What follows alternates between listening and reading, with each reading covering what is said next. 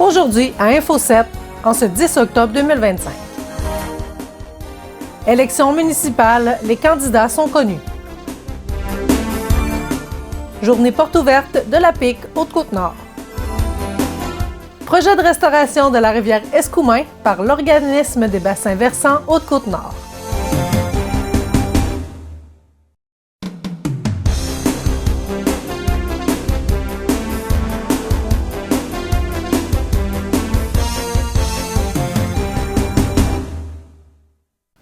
Bonjour à tous et à toutes, bienvenue à votre bulletin de nouvelles. Les élections du 2 novembre arrivent déjà à grands pas. Voici les choix par village que vous aurez à faire. Donc, pour Colombier, tous les postes sont déjà comblés sans opposition. Nous avons donc à la mairie Mme Claire Savard pour son second mandat. Pour les conseillers, au siège numéro 1, Mme Marie-André Dumont. Numéro 2, Caroline Tremblay-Bouliane. Numéro 3, David Dumont. Numéro 4, Marcel Dumont. Au poste 5, Renaud Fortin. Au poste 6, Alain Gauthier. Du côté de Forestville, le schéma se répète. Nous avons donc à la mairie Mme Micheline Anctil pour son 5e mandat. Aucune élection du côté des conseillers non plus. Nous avons donc au siège 1, Joanie Ovington. Au siège 2, Mario Desbiens. Au numéro 3, Jean Brousseau. Numéro 4, Gina Lheureux. Numéro 5, Nadine Gagné. Et au numéro 6, Carole Girard. Pour Portneuf-sur-Mer, la lutte sera disputée entre Marilyn Aymon et le conseiller Roberto Aymon. Du côté des conseillers, les citoyens devront faire certains choix. Au poste numéro 1, Caroline Kennedy garde son poste. Au numéro 2, Robin Paradis contre Chantal Dulude. Numéro 3, André Aymon et M. Michel Ismaël Cormier convoitent ce poste. En 4, Diane Bouchard et Julienne Michaud. En 5, Jonathan Tremblay et en 6, Liliane Tremblay ont été élus sans opposition. Du côté de Longrive, c'est Sylvain Dugas et Joanne Savard qui sont en liste pour la mairie.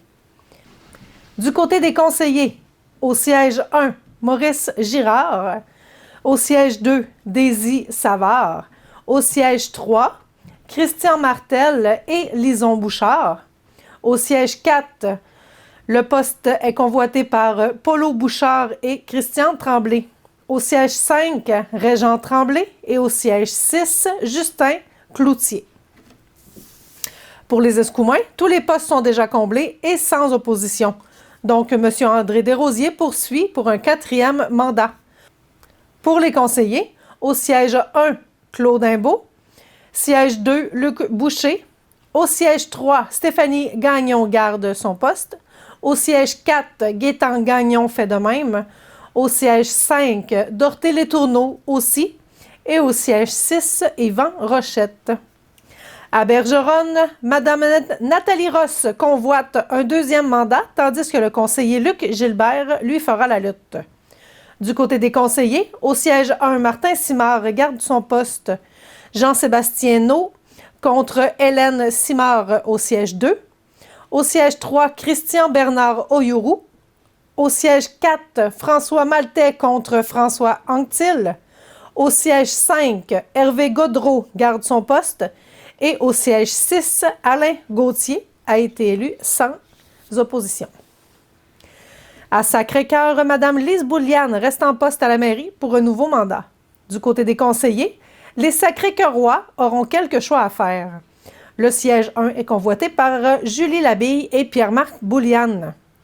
Le siège 2, M. Paul J. Choquette a été élu sans opposition. Au siège 3, Mme Valérie Dufour. Siège 4, Guillaume Lavoie garde son poste. Siège 5, Rodrigue Laprise contre Guy Brisson. Siège 6, Philippe Roy contre Marie-Pierre Dallaire. On termine avec Tadoussac. La lutte à la mairie se fait entre Paul Gagné et Claude Brassard. Du côté du conseil, il sera composé en totalité de nouveaux membres à élire. Le siège 1 est convoité par Joël Pierre et Dan Caron. Le siège 2, Harold Gagnon, Jean Poirier et Rémi Dugas. Siège 3, Florent Desrochers et Dany Tremblay. Siège 4, Bruno Forêt et Mireille Pinault. Siège 5, Stéphane Roy et Julie Mallette. Tandis que pour le siège 6, Audrey Bouliane, qui est la seule à avoir été élue sans opposition. Donc, c'est ce qui conclut la dénomination des candidats et des élus. Ne manquez pas bientôt la sortie de notre émission spéciale Info 7 municipale où nous recevrons tous les candidats à la mairie. Je profite de l'occasion pour vous rappeler l'importance de faire votre devoir de citoyen.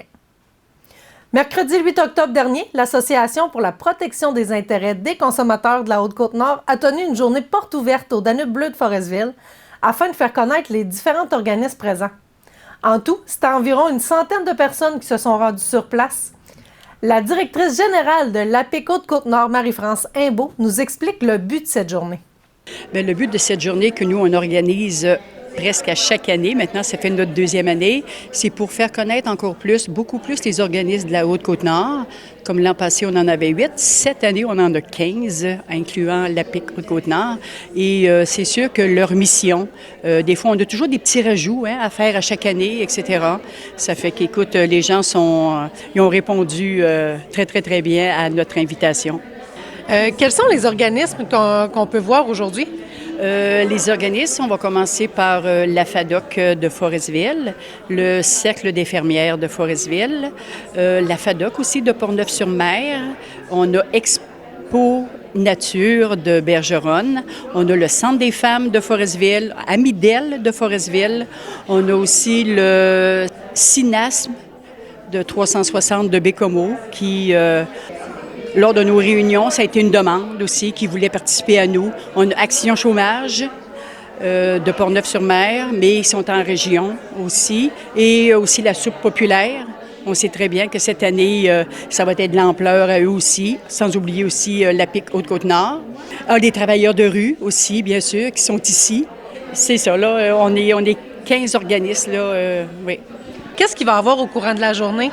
Bien, au courant de la journée, c'est sûr que ça va être beaucoup plus l'après-midi pour que les gens viennent plus nous visiter parce que le matin, il y en a qui sont occupés. On va voir aussi Mme Micheline Antil qui va être ici. Elle va venir nous parler un peu aussi. Et aussi, on fait des tirages.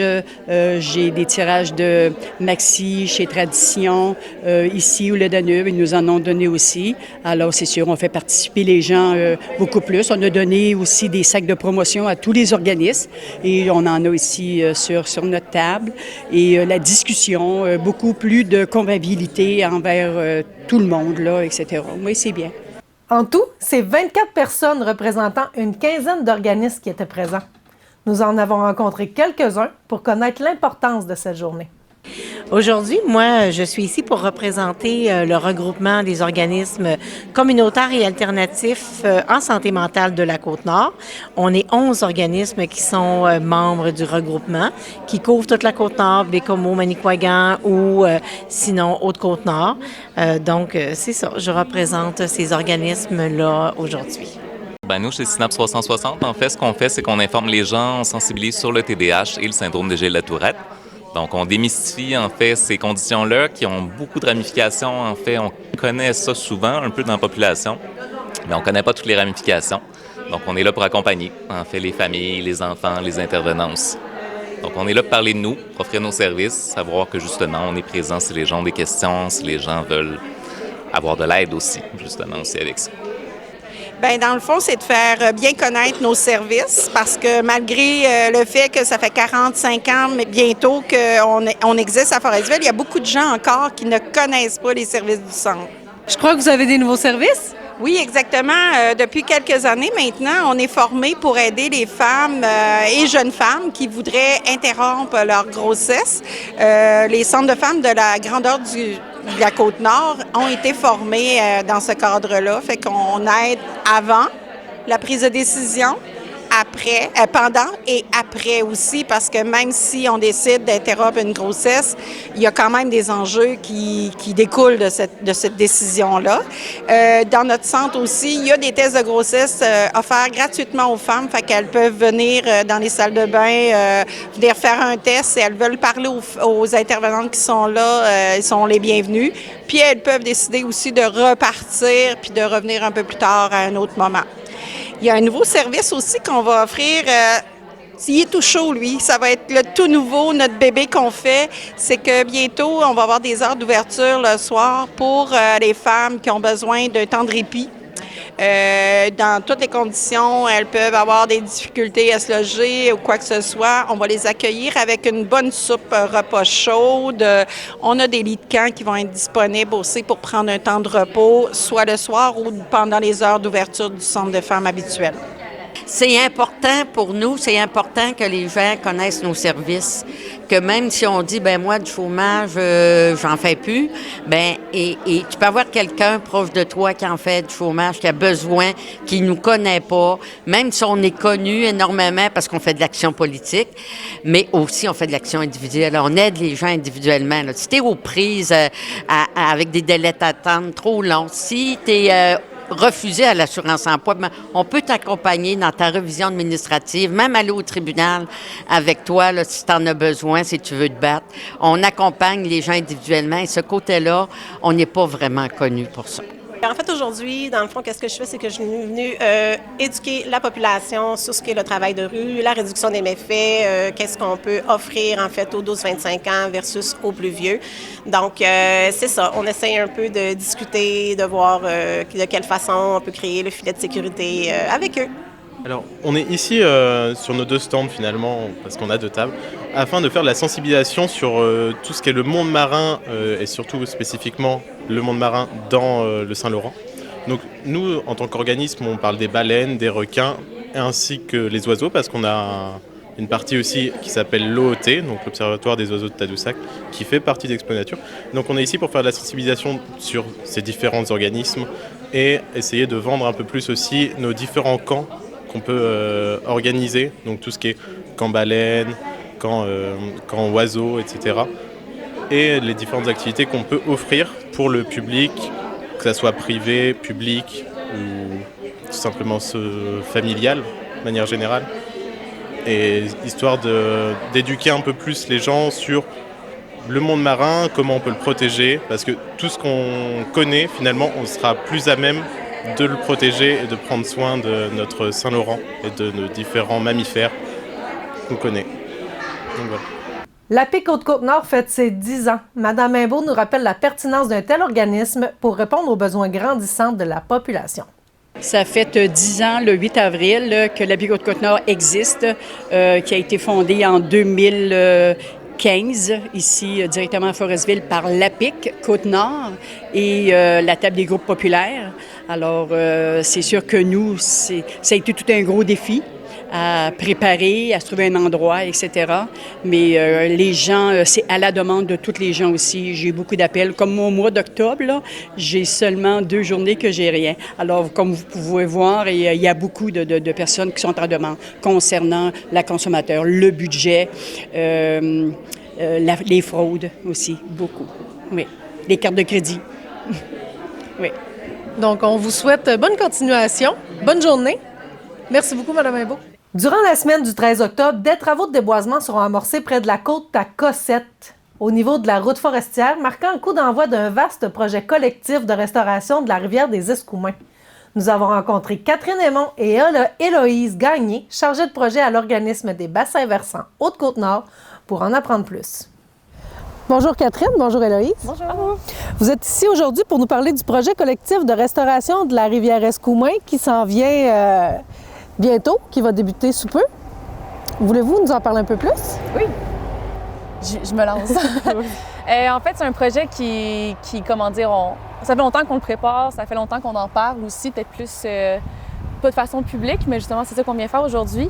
En gros, ce projet-là vise la restauration de certains tronçons de la rivière des Escoumins, puis éventuellement de diversifier l'habitat pour le saumon, l'Atlantique, qui se retrouve dans la rivière. Donc, c'est comme les 2 principaux objectifs du projet.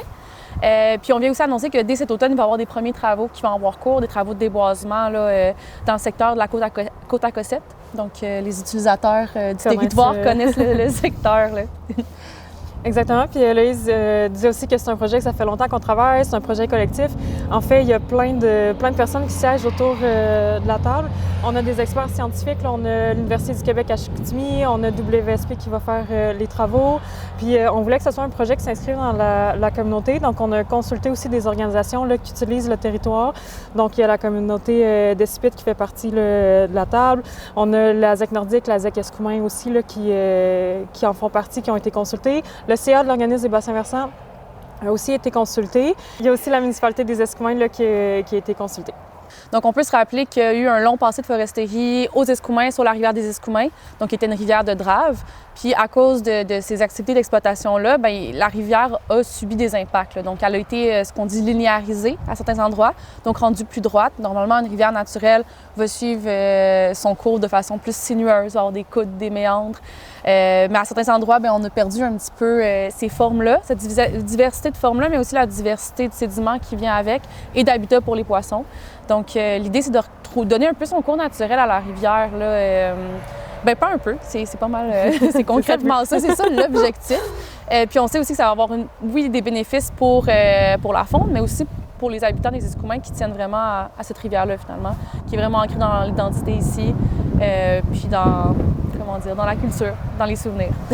Dans le fond, c'est pour que la rivière se refasse des fosses. Oui, redonner un processus naturel à la rivière. Exactement. Oui, c'est vraiment un projet novateur. Donc, ce type de travaux-là, ça n'existe pas encore au Québec. Ça va être pas mal la première rivière qui c'est pas expérimental parce qu'on l'a vu ailleurs aux États-Unis ou en Europe, donc on s'inspire beaucoup de ces modèles-là. Mais on est vraiment emballés. C'est vraiment un beau projet qu'on accueille chez nous. Puis ça nous permet de collaborer avec plein d'acteurs du milieu. Donc ça aussi, c'est emballant. Puis les impacts de ce projet-là ont justement, c'est pour ça qu'il y avait des consultations aussi. On a regardé avec les organismes, avec la communauté, pour voir qu'est-ce qui les inquiétait, puis pour pouvoir aussi, à ce moment-là, avoir l'information scientifique pour répondre là, aux inquiétudes là, des citoyens et citoyennes. On va faire une séance d'information, en fait, là, ouverte au public aussi à l'hiver prochain, où justement, il va y avoir des experts qui vont expliquer vraiment qu'est-ce qui va se passer vraiment au niveau concrètement des travaux. Puis là, c'est le temps de poser des questions là, pour savoir qu'est-ce qui s'en vient. Puis c'est bon aussi de spécifier que les travaux de déboisement vont avoir lieu après la chasse, donc ne commenceront pas immédiatement, donc ça va être la semaine prochaine là, pour éviter le dérangement. Héloïse a parlé qu'il allait avoir des travaux là, de déboisement là, pour accéder à la rivière. Et le bois qui va en résulter et qui va être de bonne taille va être mis sur le bord de la route forestière, là, justement là, auprès de la côte à Cossette. Et les citoyens peuvent se servir dans ce bois-là pour en faire ce qu'ils veulent finalement, le ramener pour du bois de chauffage ou peu importe. Avec une permission? Premier arrivé, premier service, c'est vraiment le bois qui va être mis, là, ça va être évident là, en fait que c'est le bois à ramasser. La campagne de vaccination saisonnière contre le virus respiratoire débutera le 15 octobre dans les cliniques de vaccination du Centre intégré de santé et de services sociaux de la Côte-Nord et dans les centres de santé autochtones. La vaccination est disponible sur rendez-vous seulement. Dès maintenant, vous pouvez prendre rendez-vous en utilisant la plateforme Clic Santé ou par téléphone au 1-844-407-0967. Les vaccins contre la grippe et contre la COVID-19 peuvent être reçus au même moment. Lors de la prise de rendez-vous, veuillez préciser le ou les vaccins désirés. Le vaccin contre la grippe est offert gratuitement à toutes les personnes âgées de 6 mois ou plus qui en font la demande. Le vaccin contre la COVID-19 est également offert gratuitement, uniquement aux personnes à risque de complications ou vulnérables, âgées de 6 mois ou plus. Le vaccin contre le virus respiratoire syncytial sera également offert gratuitement directement dans certains milieux de vie pour aînés, en priorisant d'abord les clientèles les plus vulnérables. Pour plus de détails au sujet de la campagne de vaccination, allez sur le site internet québec.ca/campagne vaccination. Le Jeune Barreau de Montréal lance sa 45e clinique juridique téléphonique qui aura lieu le samedi 18 et dimanche 19 octobre 2025 de 9h à 16h. Cet événement permet à la population québécoise de bénéficier gratuitement de conseils juridiques auprès d'une centaine d'avocats, avocates et notaires bénévoles qui se mobilisent pour l'occasion. Alors que les besoins sont considérables, les juristes bénévoles pourront guider la population dans des situations parfois complexes et délicates, en lien notamment avec différentes questions comme le droit du travail, le droit au logement, la gestion des successions, les conflits de voisinage, le droit de la jeunesse, le droit pénal et criminel, le droit de la copropriété, l'immigration, la pluriparentalité et bien d'autres. Des conseils sont anonymes, accessibles et gratuits. Vous pouvez les contacter au 1-844 779-6232. Au Pavillon des Arts de Forestville, le 26 octobre, 20h, la famille Leblanc, avec leur spectacle « Perdrais-je mon temps ».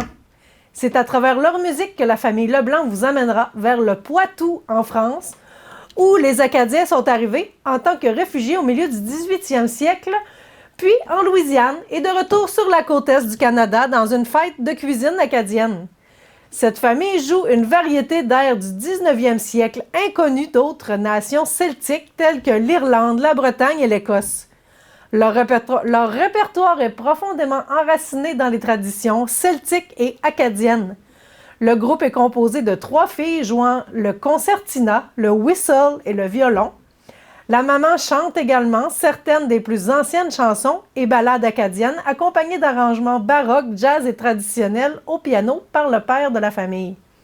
Place au spectacle! Au Centre des Arts de Bécomo, Ludovic Bourgeois, le 17 octobre, 20h. On lui demandait depuis longtemps, le moment est enfin venu pour Ludovic Bourgeois de saluer en chansons et en images le parcours artistique, mais également plus personnel, de son célèbre père Patrick et de son groupe culte Les Bébés. Ludovic vous propose donc un voyage dans le temps en revisitant les innombrables succès de la formation ainsi que quelques-uns de ses titres coup de cœur. Un spectacle événement empreint de nostalgie, aussi prenant que grandiose.